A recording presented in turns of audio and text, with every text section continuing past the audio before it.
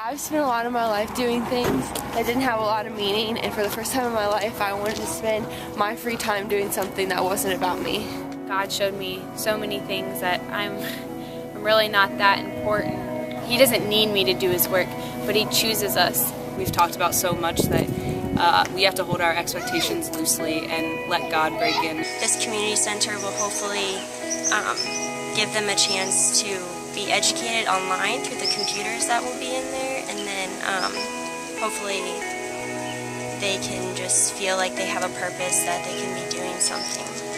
When I found out we were going to be building caskets for infants, it was kind of like, I was surprising, shocking, but I think that initial shock went away because you are getting to serve and meet a need. So we just moved a huge pile of sand from one place and then spread it all over the front yard.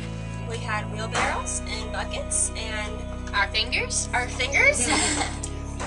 We started off the week digging holes for posts, and we built a fence around the sheep pen.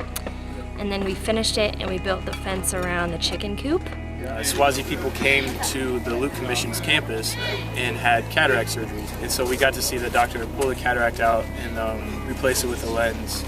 And the next day, they lined up in a couple rows of chairs and they had the bandage removal, so their eyes had time to heal and their vision was beginning to come back. I learned to appreciate the fact that we have to learn before we can be helpful. The Nationals are willing to help us learn, even though we're only going to be a little bit of help and we're only going to be here for a few days. I've learned a lot about service and about self-sacrifice, and I feel like it's something that's really important that we need to practice. To really see the level of poverty that happens, but also to see how we really can be the hands and feet of Christ to people. This trip does change your perspective on life, because wherever you are, you're kind of in your own little bubble and your life is kind of comfortable, but I don't really think God wants us to live a super comfortable life. So things like this, I think, are a great reminder of the world being so much bigger than our little bubble.